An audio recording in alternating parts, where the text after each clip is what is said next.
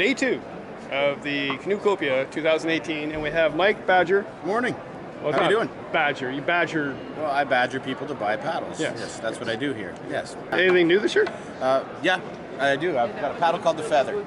People have been asking me for a longer bladed solo paddle, keep it in the water for like classic Canadian style solo. So much like a sliver, but the blade on here is 34.5 inches long. So it's a ton of blade. I've actually kind of gone oversized on the blade, thinking some people might trim 2 inches off the blade, or you can always make the paddle a little bit smaller. So far, people have been pretty excited about having as long a blade as possible. So, this is the paddle you don't really take out of the water. You kind of leave it in the water and do underwater recovery strokes. So, yeah, that's the Feather. That's nice. It's a new one this year, yeah. The technique of moving the paddle back and forth in the water without taking it out is referred to as feathering, so I thought it was fitting.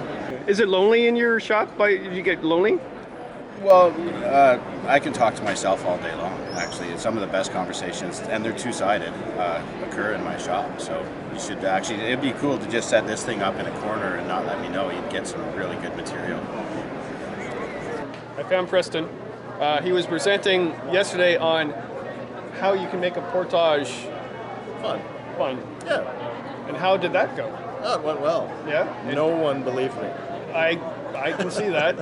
And did you convince him by the end? I think so. I think, I was just saying that what was pointed out to me was that I didn't so much figure out how to make it fun, so much as how to distract yourself from the horrible death march that a portage can be. And did you get any comments about your attire that you were wearing in your hotel room? No one had saw it. I thought no one in the room had seen that, and I told them to go check it out, and they haven't got back to me, so I'm assuming they have seen it. Jim Baird, I would say his name wrong again. Right. Yeah, but he had a good funny story about his hotel room. So he had a roommate. Did you have a roommate? No. No? Okay. Well, Jim did, but when he walked in, he met him because the guy was like lying on the bed naked. Oh. That's the way to introduce yourself. That's how you introduce absolutely. yourself. Yeah. But you had a towel around your body and a towel on your head. That's right. Yeah. That's right. I think I'd rather see someone naked, actually. Just saying. Yeah, the live videos, they don't start till later. You've got a new tent. We do. Yes. He just designed Yes. it. You got a new tent. Yes. That's new. It's my version of a summer tent, a canoeing tent. We call it the Canadian Shield just because I don't like sleeping in nylon. So it's about 15 pounds, tent and frame, and it's brand new. We just finished it last Wednesday, so it's the latest from Snow Trekker Tents. That's great. And you got new clips. I got new clips that are coming out next year. These are the early ones, but they'll be out next year on models.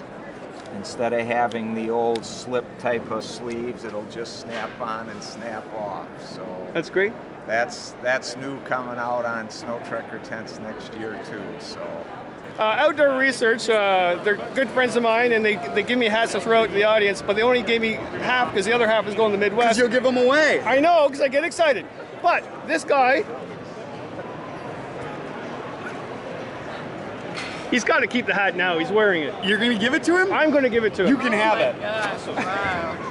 Thank We've been looking and looking. Oh, it's hard to find the perfect hat. I don't want the flat rims. I don't want them to. They got to come down around my melon so they stay on. And I found these online, and it looks like exactly what I'm looking for. It fits perfect. And he looks And so I make this hat look handsome in it. good too, don't I?